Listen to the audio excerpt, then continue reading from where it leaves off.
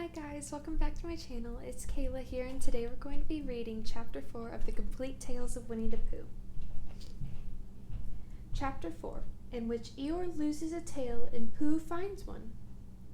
The old gray donkey, Eeyore, stood by himself in a thistly corner of the forest, his front feet well apart, his head on one side, and thought about things. Sometimes he thought sadly to himself, "Why?" and sometimes he thought, "Wherefore?" and sometimes he thought, "Inasmuch as which?" and sometimes he didn't quite know what he was thinking about. So when Winnie the Pooh came stumping along, Eeyore was very glad to be able to stop thinking for a little, and in order to say, "How do you do?" in a gloomy manner to himself. "And how are you?" said Winnie the Pooh. Eeyore shook his head from side to side. "Not very how," he said.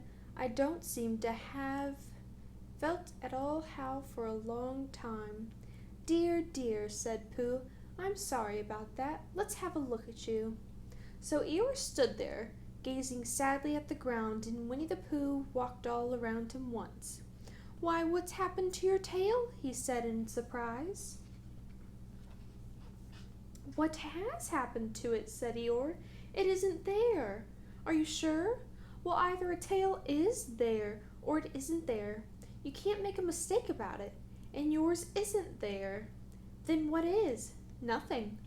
"Let's have a look," said Eeyore, and he turned slowly around to the place where his tail had been a little while ago, and then, finding that he couldn't catch it up, he turned round the other way until he came back to where he was at first, and then he put his head down and looked between his front legs, and at last he said with a long, sad sigh, "I believe you're right."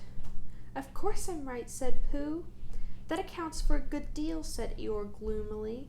"It explains everything. No wonder." "You must have left it somewhere," said Winnie the Pooh. "Somebody must have taken it," said Eeyore. "How like them?" he added after a long silence. Pooh felt that he ought to say something helpful about it, but didn't quite know what, so he decided to do something helpful instead. "Eeyore," he said solemnly, "I, Winnie the Pooh, will find your tail for you." "Thank you, Pooh," answered Eeyore. "You're a real friend," he said. "Not like some," he said. So Winnie the Pooh went off to find Eeyore's tail. It was a fine spring morning in the forest as he started out. Little soft clouds played happily in a blue sky, skipping from time to time in front of the sun as if they had come to put it out, and then sliding away suddenly so that the next might have his turn.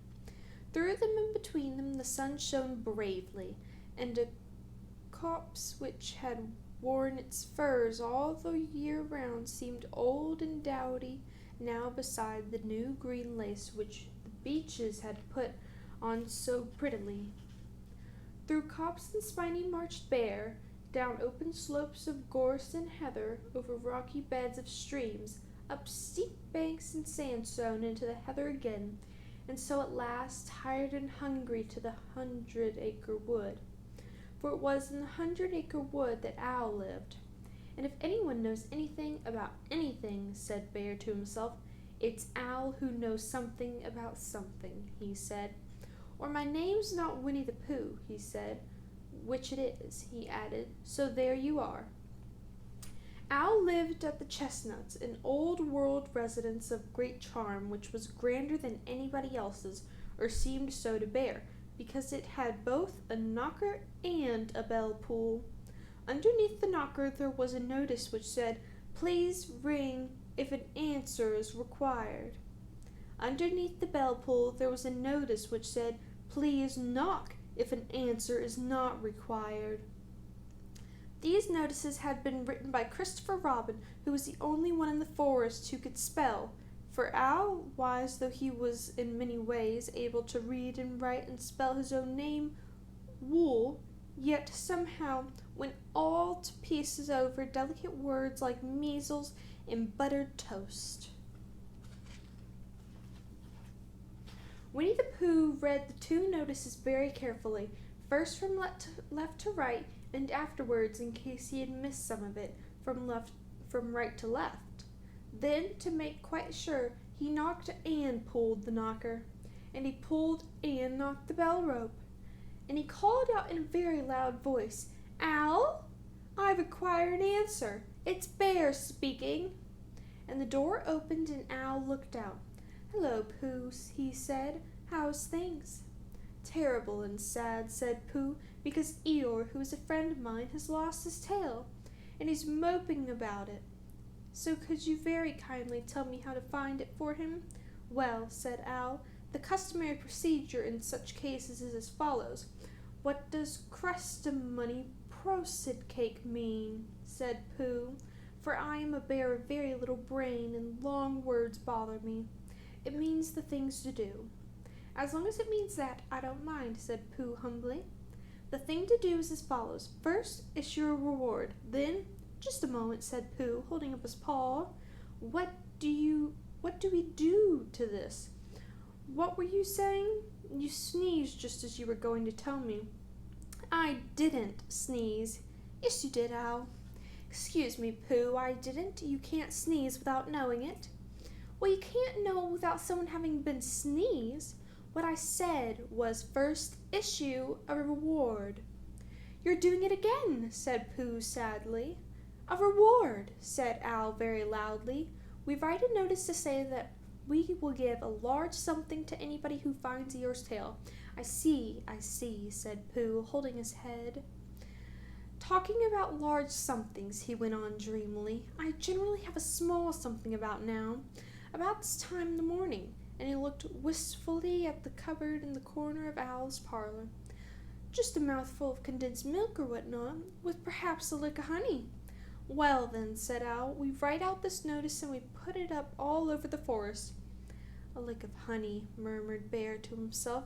Or not, as the case may be," and he gave a deep sigh and tried very hard to listen to what Al was saying.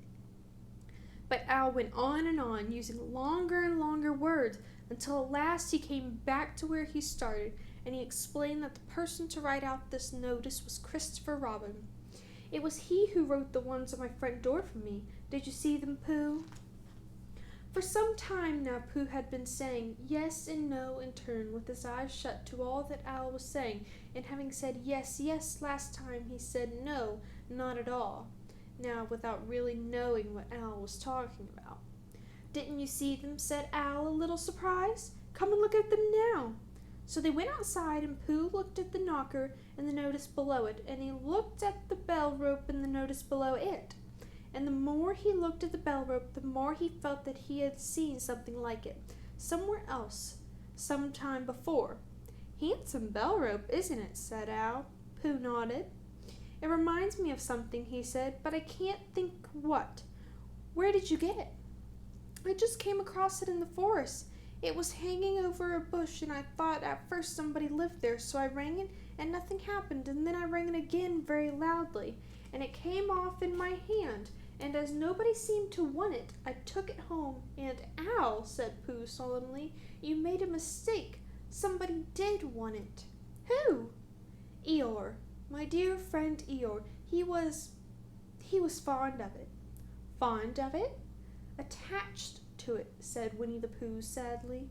So with these words he unhooked it and carried it back to Eeyore, and when Christopher Robin had nailed it on it in its right place again, Eeyore frisked about the forest, waving his tail so happily that Winnie the Pooh came over all funny, and had to hurry home for a little snack of something to sustain him.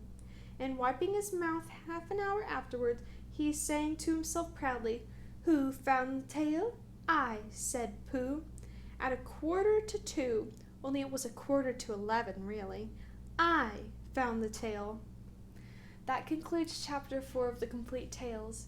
Don't forget to join me next time to read Chapter 5. Have a great day. Bye!